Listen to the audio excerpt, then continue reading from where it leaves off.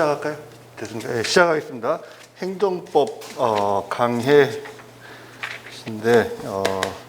행정법을 보면은 여러분들이 행정법의 편제가 어떻게 되어 있는지 보셔야 됩니다. 행정법이 행정법 총론이 있고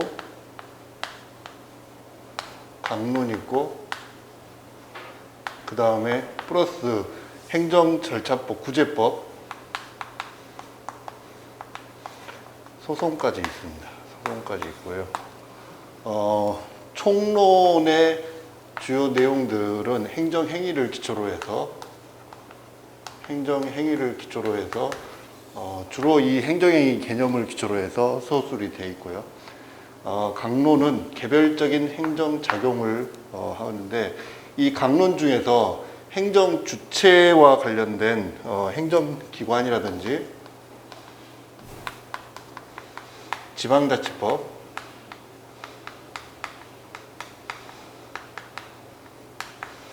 이건 총론에 가깝습니다. 총론의 내용이고요. 행정청의 내용으로 행정기관이나 지방자치법은 총론에 가깝고 나머지 개별 행정작용들, 우리가 총론에서 배웠던 행정행위의 개별적인 행정작용들을 확인할 수 있는 내용들, 이게 이제 강론에가 나와 있습니다. 경찰행정이나 토지행정이나 이러한 부분들이 주로 나와 있고요. 행정법 총론에는 행정행위가 제일 중요합니다. 자, 우리가 사법을 공부할 때, 민법을 공부할 때는 법률행위가 문제죠. 법률행위. 의사표시, 법률행위로서 의사표시가 문제가 되고, 형법에서는 행위론에 어떤 범죄행위가 뭔지 여기에 대해서 범죄행위에 대한 규명이 밝혀지는데, 민법은 법률행위, 이 행정법에서는 행정행위에 대한 개념이 가장 핵심적인 개념입니다. 그 행정구제법도 이 행정행위를, 이러한 행정행위를 무력화시키는 방법들, 이런 것들이 이제 행정구조법에서 주로 항고소송으로서의 취소소송이 등장을 하는 거죠. 예. 총론의 가장 핵심적인 내용은 행정행위이다 라는 것을 여러분들이 보셔야 되는 거고요. 주로 이제 그 민법에서는 갑과 을의 의사표시에 기초로 해가지고 법률에 기초로 해서 어떤 계약을 성립시키고 이 계약에 따라서 이 계약의 법적 효과를 어떻게 부여할 것인가 하는 문제가 주로 논의가 되지만은 이 행정법에서는 구조가 이런 평등 구조가 아니라 수직적인 구조입니다. 수직적인 구조. 행정청이 있고 이게 사인이 돼서 이러한 행정청의 단독행위죠. 단독행위. 법률행위는 쌍방의 의사의 합치를 기초로 한 민사상의 이러한 계약의 내용과는 다릅니다. 권력적 단독행위. 권력적 단독행위인데 법집행위입니다. 법집행위로서의 권력적 단독행위를 의미합니다. 이게 행정행위에 대한 개념이고요. 그래서 행정행위에 우리가 배우고자 하는 것들이 실은 이제 형법이나 민법 같은 경우는 여러분들이 보셨을 때 이러한 내용들이 어떠한 법률 관계를, 어떠한 사실관계를 기초로 해서 어떤 식으로 소설되어 있기 때문에 우리가 거기에 대해서 일반적인 그런 전문적인 지식이 없다 하더라도 그 내용을 읽는 데 있어서 그렇게 어렵지 않을 수가 있어요. 그런데 우리가 실은 이제 행정행위라는 것들은 우리가 흔히 접할 수 있는 그런 행위들은 아니죠. 행정행위들은 우리가 뭐 영업을 한다든지 아니면은 이런 재개발을 한다든지 이런 일이 실제로는 많은 사람들에게 발생하지는 않죠. 그래서 행정행위라는 것들이 실은 이제 우리가 흔히 접할 수 있는 그런 것들이 아니기 때문에 잘 와닿지 않을 수 있습니다. 다만 이제 저희가 이제 우리가 하는 것들이 주로 이제 음주운전에서 면허 취소라든지 이런 것들이 문제가 되는데, 뭐 이런 것들 외에는 실은 이제 행정행위가 우리 생활에 직접적으로 우리한테 피부에 와닿는 그런 일들이 아니기 때문에 개념을 잡기가 쉽지는 않습니다. 그리고 행정행위가 어떤 효과가 있고 그게 어떤 내용이 있는지를 여러분들이 쭉 보면서 하도록 합시다. 그리고 이제 총론과 강론, 그 다음에 구제법이 있기 때문에 행정구제법은 다시 손해배상에 실질있는 국가배상이 있고,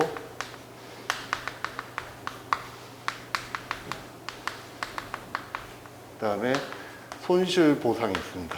손실보상. 어떠한 손실을 봤을 때 거기에 대한 국가의 적법한 행위에 대해서 손실을 보상하는 것. 이것은 금전에 관한 문제입니다. 금전. 돈으로 해결이 되는 문제고, 그 다음에 이런 행정행위를 무력화시키는 것. 무력화시키는 게 이제 주로 항고소송의 문제입니다. 이 항고소송의 문제고, 이 국가배상이나 손실보상의 문제는 민법 750조, 758조에 실질이 있고, 손실보상에 관한 문제도 적정한 보상이 어떻게 되느냐 하는 감정평가의 문제들이 많이 있고요. 그 다음에 주로 이제 행정구조법에서는 이러한 행정행위에 대해서 다툴 수 있는 항고소송을 기준으로 해서 소술이 되고 있습니다. 그리고 기타 내용을 하면서 쭉 살펴보도록 합시다. 그래서 행정법은 실은 이제 총론, 강론, 행정구제법. 그래서 이제 그 형법으로 말하면 형법, 총론, 형법, 강론, 형사소송법까지 다 포함되어 있는 그런 망라된 법입니다. 그래서 실질적으로는 이러한 그 행정법의 이론들은 민법상의 이론들, 의사표시에 관한 이론들, 이러한 이론들이 행정법에도 녹아져 있습니다. 그래서 그런 이론들을 기초로 해서 하는 거고, 그 다음에 이런 행정소송법도 실은 이제 준용 규정은 민사소송법을 준용하고 있기 때문에 민사소송법에 이러한 기초적인 이론들이 알고 있어야지만이 행정소송법을 할 수가 있습니다. 그래서 여러분들이 이제 행정법을 하기 위해서는 민법과 형법에 대한 기본적인 이론과 개념을 알고 계시면은 거기에 행정법의 내용을 추가해서 여러분들이 살펴보면 될 것 같습니다.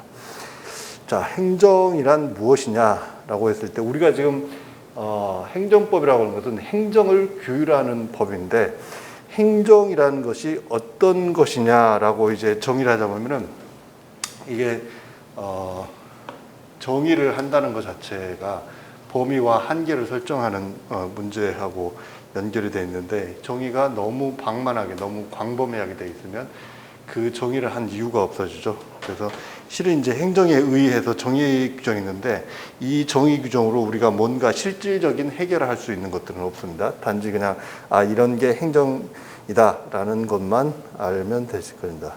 행정이라고 하는 것은 형식적 의미의 행정과 실질적 행정의 행정으로 구분할 수 있는데, 행정법학의 고찰 대상으로서 행정은 형식적 의미의 행정이다. 즉 행정기관이 하는 행위로서의 의미가 있고, 여기서 형식적 의미의 행정이란 여러 국가기관 중에서 행정부에 속하는 기관에 의하여 행하여지는 모든 작용을 말합니다. 이 행정기관에 의해 행해지는 모든 작용 중에서 의사표시적 요소가 들어있는 부분을 행정행위라고 하는 거죠. 이에 따르면 행정부에 행해지는 국가작용이라면 그것이 성질상 입법작용인지 사법작용인지를 가릴 것 없이 모두 행정이 된다. 입법작용으로서는 행정입법의 문제들, 사법작용인 경우에는 행정심판이 있습니다. 이것도 역시 행정심판 유사의 기능이나 이의신청이나 이런 것도 전부 다 행정에 포함되어 있다는 그런 의미입니다. 통치행위. 행정행위로서의 행위와 통치행위를 구별하고 있는데,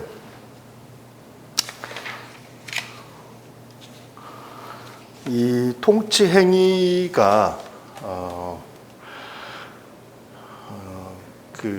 나오게 된 배경에는 그 통치 행위의 의의에 나와 있듯이 모든 국가 작용은 사법부의 심사를 받아야 되는데 이러한 사법부의 심사를 받지 않는 국가의 행위, 그래서 고도의 정치적 성격을 띤 행위들, 이런 행위들은 사법 심사를 자제하지 않은 그런 의미에서 통치 행위라는 개념이 출발한 것 같습니다. 예. 그래서 통치 행위의 인부에 관한 학설이 나와 있고요. 여기에 대해서는 통치 행위에 대해서는 이제 우리나라 대법원 판결들을 보면서 통치 행위가 인정될 수 있을 것인지, 인정될 수 있다면 어느 범위에서 인정될 것인지 하는 것을 살펴보도록 합시다. 5페이지 봅시다. 대법원 판례, 비상계엄 선포행위. 행정행위 중에서 비상계엄 선포행위는 누가 합니까? 대통령이 하는 행정행위죠. 이러한 이 비상계엄 선포행위가 사법심사의 대상이 되는지, 여기 보면 대통령의 비상계엄의 선포나 확대 행위는 고도의 정치적, 군사적 성격을 지니고 있는 행위라고 할 것이므로 그것이 누구에게도 일견하여 헌법이나 법률에 위반되는 것으로서 명백하게 인정될 수 있는 등 특별한 사정이 있는 경우라면 몰라도, 이에 통치 행위로서 비상계엄 선포 행위가 명백하다면 몰라도 그렇지 아니한 이상 그 계엄 선포의 요건 구비 여부나 선포의 당부당을 판단할 권한이 사법부에는 없다.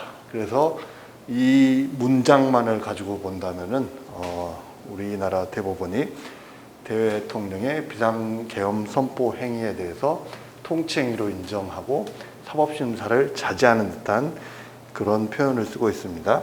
비상계엄 선포나 그 확대가 국헌문란의 목적을 달성하기 위하여 행해진 경우에는 법원이 그 자체가 범죄에 해당한지 여부에 대하여 심사할 수는 있다라고 판단했습니다. 그러나 비상계엄 선포행위가 그 요건에 해당되는지 여부는 고도의 정치적 성격을 띠는 거기 때문에 그거는 이제 행정부나 대통령이 판단할 사항이지만은 그게 아니고 국헌문란의 목적이 있다는 것이 명백하다.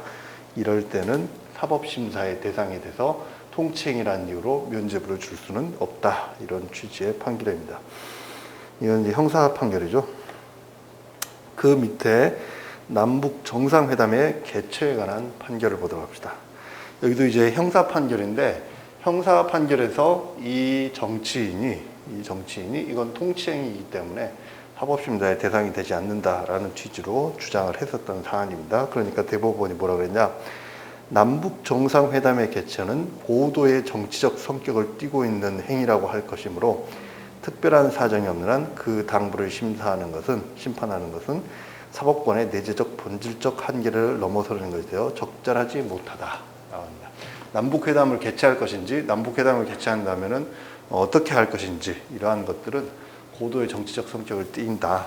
그래서 사법심사를 할 수가 없다. 그렇지만 남북 정상회담 개최 과정에서 재정경제부 장관에게 신고하지 아니하거나 통일부 장관의 협력사업 승인을 얻지 아니한 채 북한 측에 사업권의 대가 명목으로 송금한 행위 자체, 돈을 준 거죠.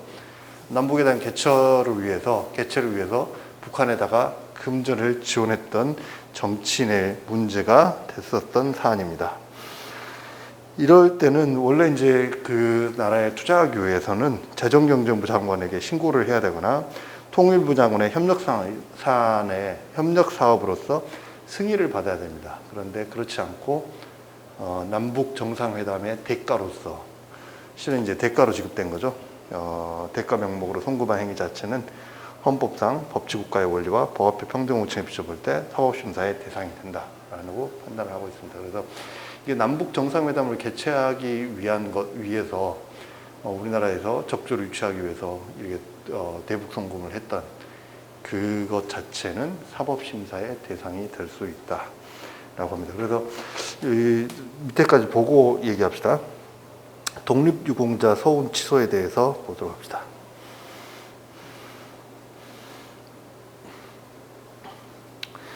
구상훈법 제8조 서운 취소의 요건을 구체적으로 명시하고 있고 절차에 관하여 상세하게 규정하고 있다. 그리고 소운 취소는 소운 수요 경우와 달리 이미 발생된 소운 대상자 등의 권리 등에 영향을 미치는 행위로서 관련 당사자에게 미치는 불이익의 내용과 정도 등을 고려하면 사법심사의 필요성이 크다. 따라서 기본권의 보장, 법주주의 이념에 비춰보면 비록 소운 취소가 대통령이 국가원수로서 행하는 행위라고 하더라도 법원이 사법심사를 자제해야 할 고도의 정치적 성격을 띤 행위라고 볼 수 없다. 이 판결은 두 판결, 대부분 행정사건 판입니다. 소운 취소에 대해서 취소소송을 한 판결입니다. 그래서 앞의 내용은 둘 다 형사재판에서 계엄령 계엄령에 위반된 행위에 대한 당부당을 하는 그런 거나 남북 정상회담을 개최하기 위해서 대북 송금을 했던 그 형사 판결에 관한 문제고요. 이 3번의 문제는 행정소송에 관한 문제입니다. 서운을 취소한 사람이죠. 가백에 국가가 대통령이 서운을 취소하니까 그 서운을 취소한 행위에 대해서 취소소송을 제기했었던 사안입니다. 이랬을 때 우리가 밑에 그 각주에 나와 있듯이 서운을 수여하는 것, 이것 자체는 통치행위로 인정될 수 있지만 취소하는 것 자체는, 취소하는 것은 서운을 부여하는 것, 서운을 수여하는 것과 달리 통치행위로 볼 수 없고 사법심사의 대상으로 삼을 수 있다는 겁니다. 그래서 서운 취소 행위는 통치행위로 볼 수 없다. 이런 취지의 판결로 나와 있습니다. 그래서 이 통치행위의 개념을 인정할 수 있을 것인가? 대법원은 일정한 경우에는 통치행위의 개념을 인정할 수 있다. 그래서 사법심사가 자제되어야 한다라고 판단을 했지만은 개별적으로 구체적인 사안에서 이 통치행위로서 사법심사를 자제할 것인가 여부는 달리 판단을 하고 있습니다. 그다음에 헌법재판소의 결정례를 보도록 합시다. 헌법재판소도 대통령의 이러한 그 통치행위에 대해서 헌법소원을 제기하거나 다 헌법소원을 제기한 사건이죠. 그 첫 번째는 헌마 사건이라서 68조 제1항에 의한 헌법소원, 두 번째도 헌마 사건, 세 번째도 헌마 사건입니다. 그래서 대통령의 통치행위로 인하여서 국민의 기본권이 침해되었다라는 이유로 헌법소원을 제기한 각 사건에 대해서 헌법재판소는 뭐라고 하고 있느냐? 대통령의 긴급재정경제명령권은 국가긴급권의 일종으로서 고도의 정치적 결단에 의해서 발동되는 행위이다.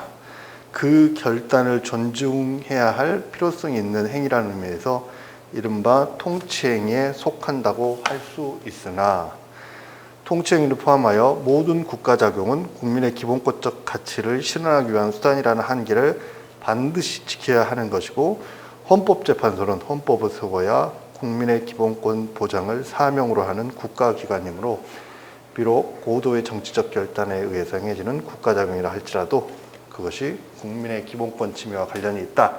그렇다면 헌법소원의 대상으로 삼아서 헌법재판소가 판단할 수 있다라고 하고 있습니다. 그래서 만약에 이게 통치행위로서 헌법소원의 대상이 되지 않는다. 이게 통치행위를 통하여서 국가가 통치행위를 통해서 국민의 기본권이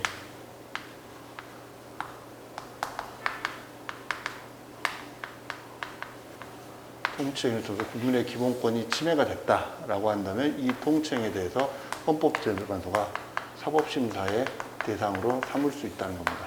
그래서 이러한 통치행위라 하더라도 국민의 기본권과 관련되어 있는 것 최종적으로 헌법재판소가 부담하기 때문에 이러한 사법심사의 대상으로 삼을 수 있다 하고 한 것입니다. 그래서 이게 통치행위를 하더라도 국민의 기본권이 침해가 됐다면은 헌법재판소는 심판의 대상으로 삼을 수밖에 없다라는 의미로 본다면 헌법재판소는 통치행위의 개념이라는 것을 인정하지 않은 것으로 볼 수도 있습니다.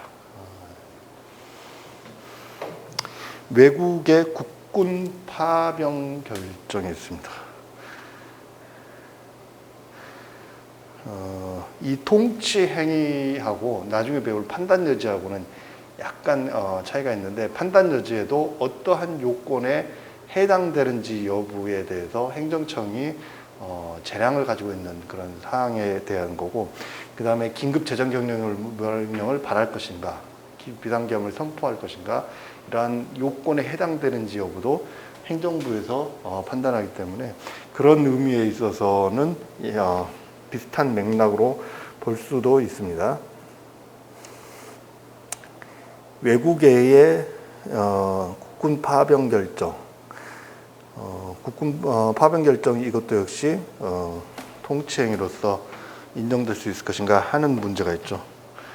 그랬더니 여기서도 이제 헌법소원을 제기한 거죠. 외국의 국군의 파병 결정, 파견 군인의 생명과 신체 안전뿐만 아니라 국제사회에서의 우리나라의 지위와 역할, 동맹국가의 관계, 국가 안보 문제 등 궁극적으로 국민 내지 국익에 영향을 미치는 복잡하고도 중요한 문제로서 국내 및 국제정치 관계 등 재반 상황을 고려하여 미래를 예측하고 목표를 설정하는 등 고도의 정치적 결단이 요구되는 사안이다. 그래서 여기에 대해서 고도의 정치적 결단이 요구되는 사안이고, 따라서 그와 같은 결정은 그 문제에 대해서 정치적 책임을 질 수 있는 국민의 대의기관이 관계 분야의 전문가들과 광범위하고 심도 있는 논의를 거쳐 신중하게 결정하는 것이 바람직하다. 우리 헌법도 그 권한을 국민으로부터 직접 선출되고 국민에게 그 책임을 지는 대통령에게 부여하고 그 권한 행사에 신중을 기하도록 하기 위하여 국회에 파병 동의 여부를 결정할 수 있도록 하고 있습니다.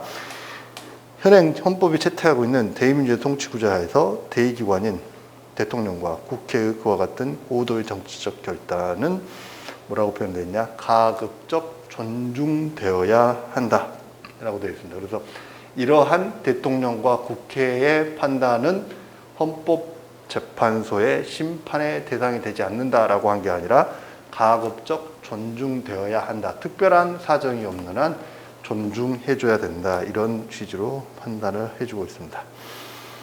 그 다음에 대통령의 국민투표 부의 여부에 대한 의사결정.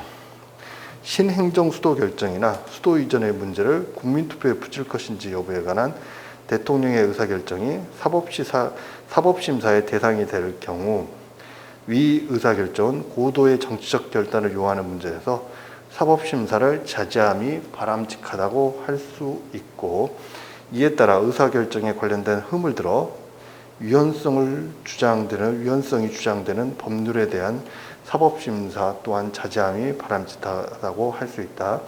그러나 대통령의 위 의사결정이 국민의 기본권 침해와 직접 관련되는 경우에는 헌법재판소의 심판 대상이 될 수 있고, 이에 따라 의사결정과 관련된 법률도 헌법재판소의 심판 대상이 될 수 있다라고 했습니다. 그래서 헌법재판소는 대법원보다는 좀 더 적극적으로 통치행위에 대해서는 사법심사의 대상이 삼을 수 있다. 이게 국민의 기본권을 침해하는 것이라면 헌법재판소에 나서서 여기에 대해서 심사를 할 수 있다라는 적극적인 입장으로 보입니다.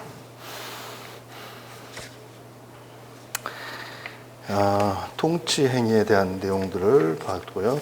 이제 통치행위에 대한 출발 자체는 과연 사법심사의 대상에서 제외될 수 있을 것인가 하는 문제가 있고, 우리나라 대법원의 태도나 그 다음 헌법재판소의 태도들을 살펴봤습니다. 그 다음에 행정법에 대한 부분을 봅시다.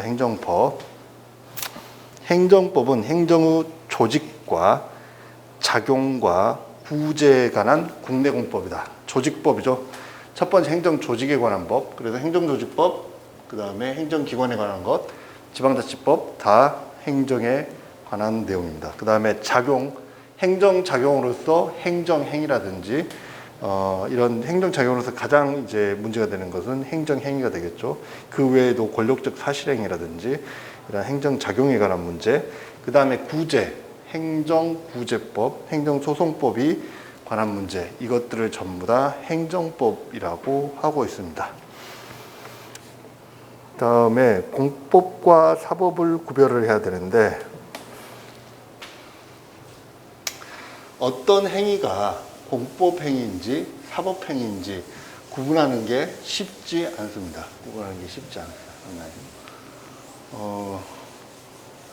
최근에 이제 제가 한 사건 중에서는 국무조정실 산하에 연구기관들, 연구원들, 각종 연구원들이 있는데 그 연구원들의 징계에 관한 문제가 있었습니다. 연구원의 징계에 관한 문제가 있었는데 그 징계에 대해서 다툴 때 국무총리 산하, 국무조정실 산하에 있는 국책연구기관의 연구원의 이러한 그 징계에 관해서 과연 이게 행정처분으로 봐서 취소소송을 제기할 것인가, 징계에 대해서 취소소송을 제기할 것인지, 아니면 단순히 민사상의 그런 관계로 봐서 무효 확인을, 징계 처분의 무효 확인을, 징계의 무효 확인을 구할 것인지 하는 문제가 있습니다. 이게 결코 쉬운 문제는 아니에요. 쉬운 문제는 아니고, 그 다음에 이게 공법이냐 사법이냐 하는 문제들이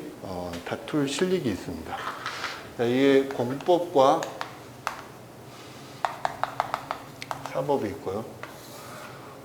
먼저 공법과 사법을 구분해야 될 변호사로서의 가장 기본이 되는 것은 법원입니다. 법원.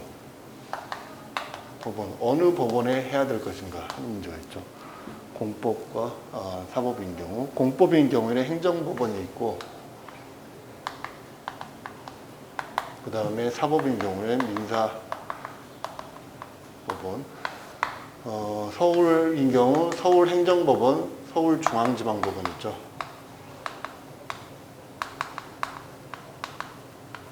법원이 있습니다. 그래서 이 공법이냐 사법이냐 하는 것은 이 사건에 대해서 어느 곳에 소송을 제기할 것인가 하는 문제가 있습니다.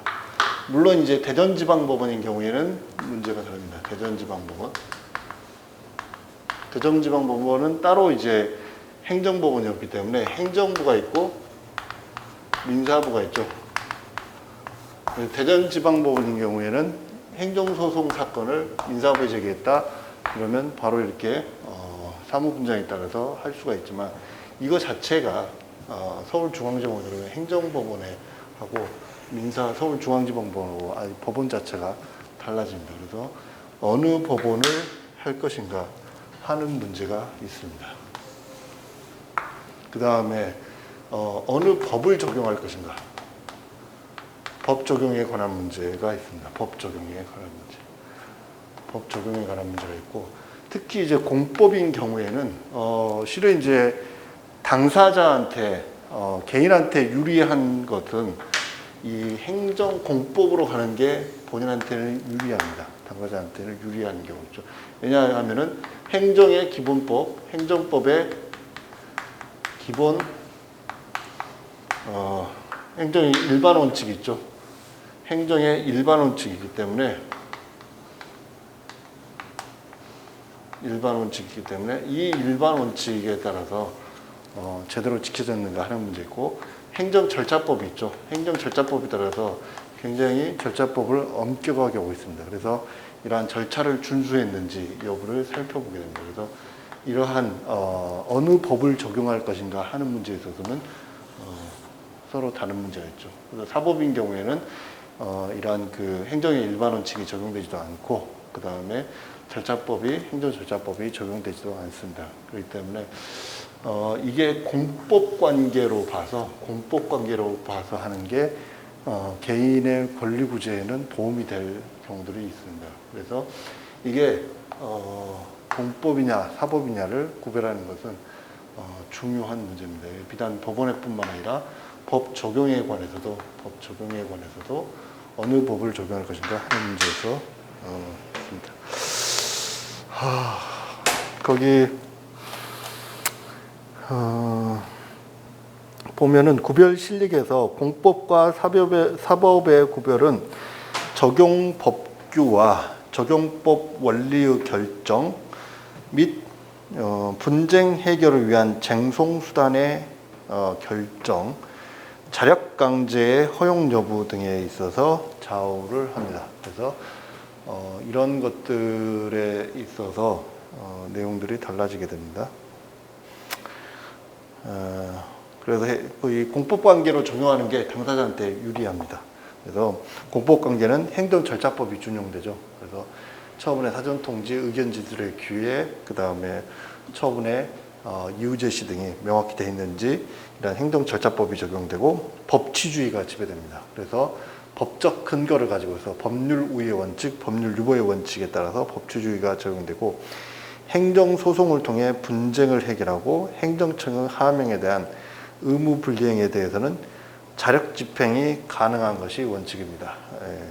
그래서 이제 하명에 대한 의무 불이행, 행정의 실효성 확보 수단으로서의 문제가 있는데 이 문제가 있습니다. 그래서 행정의 실효성 확보 수단으로서 행정 행위에 대해서는 일정한 힘을 가지고 있기 때문에 행정청이 자력으로 그 문제에 대해서 행정의 실효성을 확보시킬 수 있는 방법들이 있습니다. 그리고 대체적 자기 없는 경우 대집행을 한다든지 아니면 즉시 강제, 직접 강제 이러한 내용들이 있습니다. 그래서 하명에 대한 의무 불이행의 경우는 자력 집행이 가능한 것이 원칙입니다.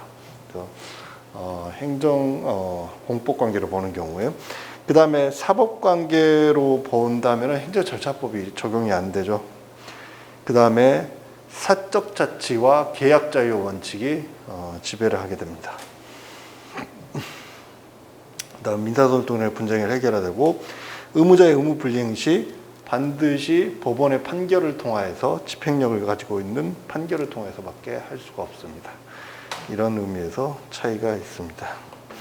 그러면 이게 이제 행정법 관계냐 아니면 사법 관계냐 하는 문제가 있는데 예를 들어서 아까 말한 것처럼 국무총리 산하에 있는 국무조정실에 있는 국책연구기관의 연구원과 연구기관의 문제에서 과연 이걸 사법상의 계약관계냐 아니면 공법상의 계약관계냐 이런 문제에 따라서 연구원의 징계행위 자체가 사법으로 처리하냐 공법으로 처리하냐 하는 문제가 있죠. 그래서 구별 기준들, 이런 구별 기준에 대해서는 어떻게 하고 있냐, 이건 판례를 통해서 개별 사안별로 봐야 됩니다. 뭐 주체설, 이익설 뭐 이렇게 하고 있는데 실은 한쪽 당사자가 행정 주체인지 여부를 살펴보고 거기에 관계가 그 실질적인 관계가 공법 관계에 해당되느냐 여부를 살펴봐서 해야 됩니다. 그래서 이것은 어느 이론을 가지고서 일목요연하게 이러한 행위는 사법이다, 이러한 행위는 공법이다 이렇게 판단하는 게 아니고 기존에 나와 있는 판례나 사례들을 통해서 봐야 됩니다. 구체적인 사례를 보면은 공공계약인 경우에는 어떻게 될 것인가? 국가나 지방자치단체가 일방 당사자 되는 국가를 당사자로 하는 계약, 또는 지방자치단체들을 당사자로 하는 계약에 근거하여 사인과 물품 구매 계약이나 도급 계약을 체결하는 것들, 이런 것들에 대해서 어떻게 볼 것인가 하는 문제가 있습니다. 거기 보면은 공공계약의 법적 성격은 사법상의 계약을 이 원칙으로 적용되고 있습니다. 거기 보면은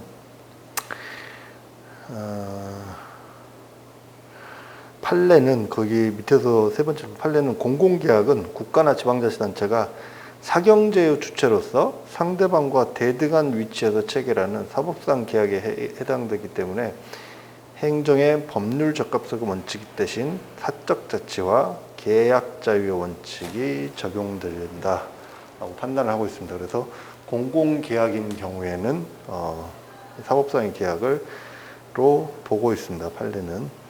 그 다음에 낙찰 적격 세부 심사 기준의 법적 성격이 어떻게 되느냐? 이것은 국가의 내부 규정에 불과하여 대외적인 구속력이 없다. 이건 국가기관에서 이러한 낙찰 자격에 대해서 규정하고 있다 하더라도 이건 상대방을 구속하는 것이 아니라 행정기관 내부의 사무처리 기준에 불과하다. 그래서 대외적 구속력이 없다는 것이 판결의 입장입니다. 그 다음에 공공계약에 근거한 조건의 부과 가능성. 이 공공계약의 사적 자치와 계약 원칙이 작용되기 때문에 계약의 적정한 이행을 위하여 계약 상대방과의 계약에 근거하여 계약 당사자 사이에 효력이 있는 계약 특수 조건들을 부과한 것은 당연히 가능합니다. 당사자의 의사에 합치만 있다면은 갑을과 을이 있는데 이런 사인이고 이게 국가나 공공기관이라 하더라도 사적 자치의 원칙에 따라서 계약을 체결한 거기 때문에 이러한 계약 조건에 대해서는 언제든지 상호간에 협의하여 결정할 수 있다. 다만 돼 있죠. 다만 국가계약법 5조 제1항이나 지방계약법 6조 제1항이 계약 상대방의 계약상 이익을 부당하게 제한하는 특약은 효력이 없다에 대해서 되어 있습니다. 이게 이제 판례는 계약 상대방 계약상 이익을 부당하게 제한하는 특약을 해당하기 위해서는 그 특약이 상대 계약자에게 계약 상대방에게 다소 불리가 된 점만을 부족하고 부당하게 불이익을 주었다는 점이 인정되어야 한다고 보고 있습니다. 우리가 이제 사법상의 사인 간의 계약이라 하더라도 어떻습니까? 불공정 거래라든지 그 다음에 약관 규제에 관한 법률에 따라서 위반된다든지 아니면 불공정 거래 행위에 대해서는 사법상의 효력이 부전되기도 합니다. 그래서 계약 자유의 원칙이 사법상의 계약 자유 원칙이 계약 그 자유의 원칙이 있다고 해서 모든 계약 행위가 다 허용되는 것이 아니고 불공정한 행위라든지 약관 규제법에 따라서 약관의 이러한 규제법이 위반되는 계약의 내용이라든지 이런 것들은 계약의 효력을 부정하기도 합니다. 그리고 103조 위반 계약이나 104조 부당한 당사자의 공박경설, 무경험을 이용한 이런 행위라든지 이런 것들은 전부 다 효력을 부인하고 있기 때문에 이러한 사법상의 계약도 계약 자유가 완전히 다 철저하게 지켜지는 것은 아니죠. 이런 의미에서 지방자치법이나 국가계약법 5조 제1항과 6조 제1항이 있다고 해서 이게 그렇다고 해서 국가계약으로 공법상의 계약으로 볼 수는 없다는 겁니다. 입찰보증금 국고기속 조치의 법적 성격도 이것도 이제 민사성으로 보고 있다는 거죠. 이게 이제 입찰보증금을 하면은 응찰을 했다가 낙찰을 받으면 그에 따라서 계약을 체결해야 되는데 입찰보증금을 낙찰을 받아서 입찰보증금을 냈는데 계약을 불이행했다는 거죠. 이랬을 때 이 입찰보증금을 국가에 귀속시키는 이러한 조치, 이게 이제 공법상 계약으로서의 국가가 환수하는 그런 것이 아니라 사법상 서로 간에 이걸 손해배상 예정이라든지 이런 부분으로 보고 있다는 겁니다. 6번째, 입찰 참가 제한 조치의 법적 성격을 봤는데 이건 좀 달리 보고 있습니다. 입찰에 대해서 나머지는 다 사법상의 계약을 근거로 했는데 입찰 참가 제한 조치는 계약을 체결할 수 있는 자격 자체를 박탈하는 거기 때문에 이건 좀 엄격하게 돼야 될 필요가 있어요. 법 적용을 엄격하게 해야 될 필요성이 있다는 겁니다. 그래서 판례는 낙찰자가 계약상의 중대한 의무를 위반하여 부정당 업자에 해당하는 경우에 이에 대한 저조조치로서 부과되는 입찰 자격 제한 조치, 그러니까 이 사람이 부정당 업자로서 해버리면 그 다음 입찰에 참가하지 못하게 되는 거죠. 제조특보 입찰 자격 제한 조치는 공권력의 행사로서 행정처분의 성격을 갖고 있다는 겁니다. 이런 것들은 행정처분의 성격을 갖고 있기 때문에 처분으로서의 각종 규제라든지 절차라든지 이러한 행정법의 일반 원칙들이 준수가 돼야 된다는 겁니다. 그 밖에 이제 사법관계로 본 사건들, 그 다음에 공법관계로 본 사건들을 보도록 합시다. 이게 이제 저기에 객관식에 나올 수가 있는데 이런 것들은 케이스 바이 케이스로 여러분들이 다양한 사건 사례들을 살펴봐야 됩니다. 대법원 국유의 일반 재산인 경우 이것은 국유 이름의 대부행위, 이것은 사법관계에 해당된다고 보고 있습니다. 행정재산이 아니고 일반 재산입니다. 일반 재산, 행국유의 일반 재산인 경우에는 사경제 주체로서 하는 거하고 비슷하게 봐서 이것은 사법상의 계약이다. 토지보상법상의 협의취득 계약이 있습니다. 그래서 어떤 공익사업을 실현하기 위해서 이제 나중에 강제적으로 수용하는 그런 조치 전에 하는 협의 취득하는 행위, 협의의 취득에서 서로 간에 토지를 평가해서 금액을 주고 사고받는 이런 행위들, 이런 행위들은 사법상의 법률 행위로 보고 있습니다. 그래서 공익사업을 위한 토지 등의 취득 및 보상에 관한 법률, 토지보상법이라고 하죠. 이러한 법령에 의한 협의 취득은 사법상의 법률 행위다. 그래서 사법상의 법률 행위로서 협의 취득이 되면은 법률 관계가 매매계약이 성립되는 거고, 그렇지 않으면 그 이후에 협의 취득 이후에 일정한 행정 절차를 거치도록 하고 있습니다. 그 전에 협의 취득 행위는 민사상의 사법상의 계약이고, 국가배상 청구와 공법상 부당이득 반환 청구가 있는데,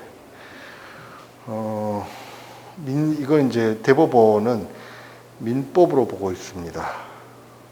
국가배상 청구에서 국가배상법 5조나 2조나 5조의 책임, 국배법, 아까 그 행정구제법의 소송이 있죠. 행정구제법으로서 국가배상과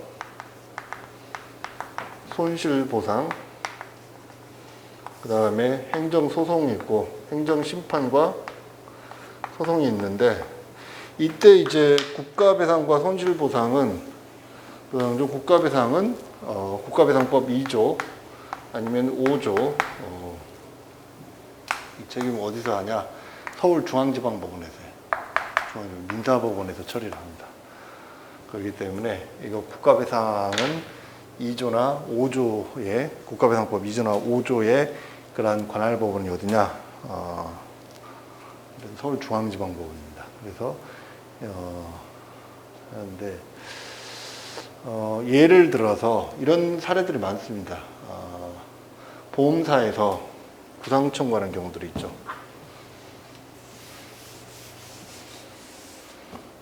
자동차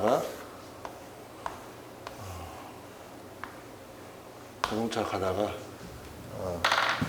포트홀 있죠. 포트홀 있어요. 쭉 가다가 이게 타이어가 빵꾸 났어요. 포트홀이 있어. 타이어가 펑크가 났어요. 타이어 펑크 나면은 그러니까 보험사에서, 자동차 보험사에서 자차로 자기 차량 손해로 보상을 해줍니다. 그래서 이거 타이어 빵꾸 난 거 수리비 50만 원이다. 50만 원이 듭니다. 50만 원 들어. 그 다음에 보험사에서 부상을 하는 거죠. 이 도로의 관리청이 어딥니까? 지방자치단체, 지자체를 상대로 해서 이게 서초구다 아니면 뭐 인천시다 그러면 인천시를 상대로 해서 이 보험사가 지자체인 인천시다 그러면 인천시를 상대로 해서 뭡니까? 구상청구 소송을 했어요. 구상소송의 그 안의 내용 뭡니까? 국가배상법 제5조에 따른 용조물 관리상의 설치관리사 하자 책임이에요. 그럼 이게 이런 소송이 어디서 하고 있느냐? 어디서 하냐? 서울행정법원에서 하는 게 아니고 인천지방법원에서 합니다. 인천지방법원에서 하거나 아니면 보험사의 본사가 속해 있는 대부분 보험사의 본사는 서울에 있기 때문에 서울중앙지방법원에 제기를 하거나 이렇게 됩니다. 실질은 이러한 그 국가배상법상의 5조의 내용도 전부 다 민사법원에서 처리를 하고 있습니다. 두 번째, 공법상 원인에 의한 부당이득 역시 민사소송으로 처리하고 있습니다. 이제 과오납금, 국세 과오납금 부당이득 반환 청구할 때 세금을 더 많이 냈다는 겁니다. 이랬을 때 사인이 국가기관을 상대로, 국가를 상대로 해서 부당이득 반환 청구. 왜냐? 내 세금은 1억밖에 안 되는데 네가 2억을 부과했기 때문에 차액인 1억을 달라라고 국세 과오납금 반환 청구할 때도 역시 이럴 때는 중앙지방법원, 서울중앙지방법원을 제기를 합니다. 이게 부가가치세, 부가세 환급하고는 다른 문제입니다. 부가세 환급하고 그다음에 국세 과오납금 반환 청구하고는 다릅니다. 부가세 환급은 이건 당사자 소송이죠. 당사자 소송이라고 우리 대법원에서 판단을 해주고 있습니다. 이것은 부가세 환급에 관한 문제는 부가가치세법상에 나와 있어요. 그래서 매출세액과 매입세액을 하는 건데 우리가 부가세에 대한 기본 개념들을 알고 있어야 돼요. 그래서 우리가 부가세를 우리가 이제 사업자다라고 하면은 우리가 사업상 어떤 업무를 볼 때 우리가 지출을 하게 되죠. 지출을 할 때 부가세를 포함해서 지출합니다. 그리고 우리가 어떠한 매입을 하게 될 때 우리가 이제 영업하로서 매출을 올릴 때 이럴 때도 부가세를 받고 이렇게 하는 거죠. 이랬을 때 매입세액과 마출세액을 상계 처리해가지고 부가세 환급을 받게 되는데 이 부가세 환급에 관한 문제는 부가가치세법상에 나와 있는 그러한 권리입니다. 그러한 내용이기 때문에 이러한 것들은 공법상 당사자 소송에 해당되는 거고요. 여기에 나와 있는 부당이득 반환 청구는 국세 과원합금 반환 청구 소송 같은 경우 이런 경우는 민법상 부당이득에 관한 문제이기 때문에 민사소송으로 처리하고 있습니다. 그 다음에 환매권의 행사, 토지보상법에 따라서 수용되었던 토지가 장기간에 이러한 그 공익사업을 실시하지 않음으로 해서 종전에 토지 소유자가 갖는 이러한 환매권은 사법상의 매매로 보고 있습니다.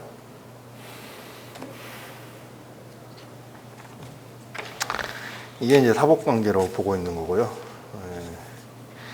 이게 특히 이제 국가배상 청구나 공법상 부당이득 반환 청구, 환매권의 행사에 대해서 약간 이건 좀 공법관계로 보여야 되지 않냐 하는 의문이 남는데 이런 것들이 이제 장기간 법원의 판례로 굳어져 있기 때문에 쉽진 않을 거예요, 이런 것들.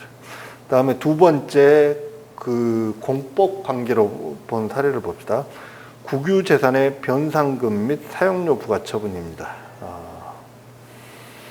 이게 이제 그 만약에 국유재산에 대해서 아까 했던 것은 일반 행정재산이죠. 일반 행정재산에 관해서는 민법상의 관계가 적용되고 그다음에 국유재산인 경우에는 다릅니다.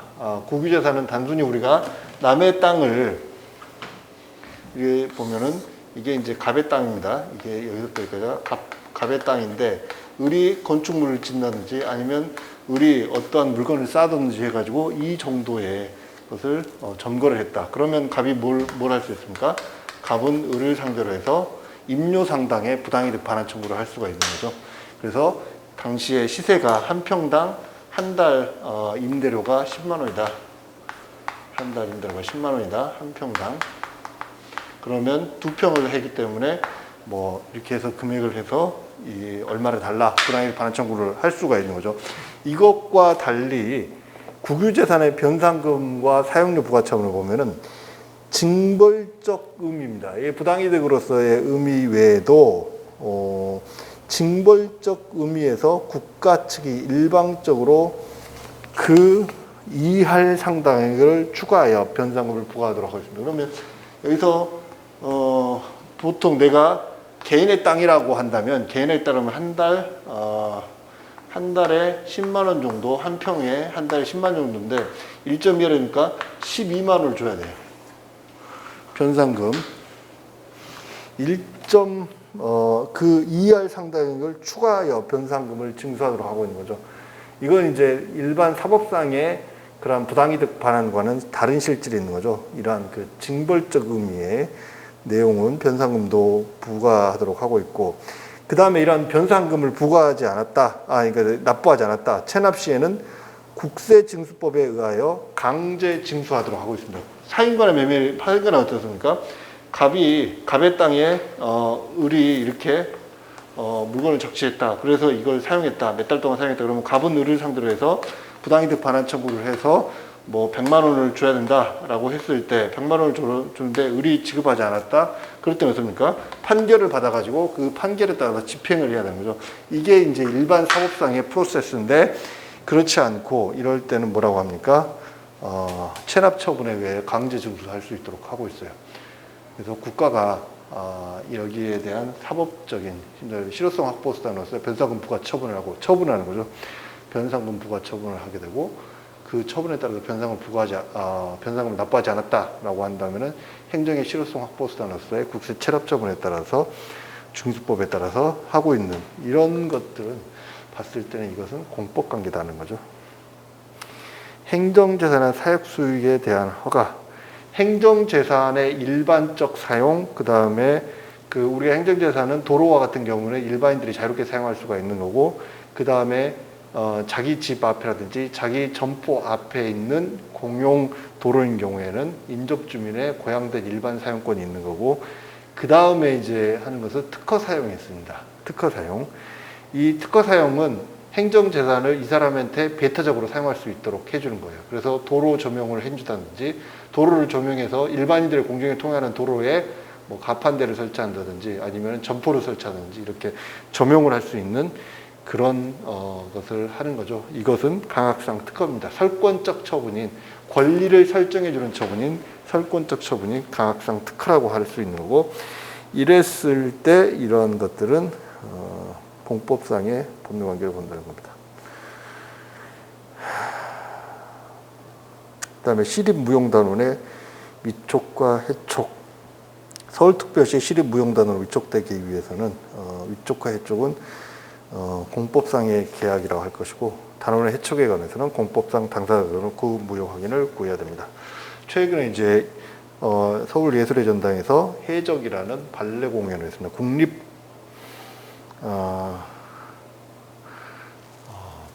국립발레단인가요? 국립발레단. 예. 서울시립무용단인 경우에는 그 단원의 위촉과 해촉은 이것은 공법상의 계약으로 봐서 당사자 소송으로 제기를 하도록 하겠습니다. 그래서 무용단원이 뭐 단장한테 잘못 보여가지고 해촉을 당했다라고 했을 때, 이럴 때는 이제 이것은 공법상 당사자 소송으로서 무효 확인을 구해야 된다. 그래서 나를 해고하는 처분, 단원의 해촉 처분은 무효임을 확인한다라고 해서 공법상 당사자 소송을 제기해야 됩니다. 이럴 때는 이제 서울 행정법원에 가야 되는 거죠. 서울중앙지방법원의 행정법원에 가서 공법상 당사자 소송을 제기하는 겁니다. 그다음에 손실보상에 관한 것들, 이런 것은 이게 손실보상에 관한 것은 과거에 이걸 민사소송으로 볼 때도 있었습니다. 그런데 지금 현재는 대부분 행정소송으로 다루고 있습니다.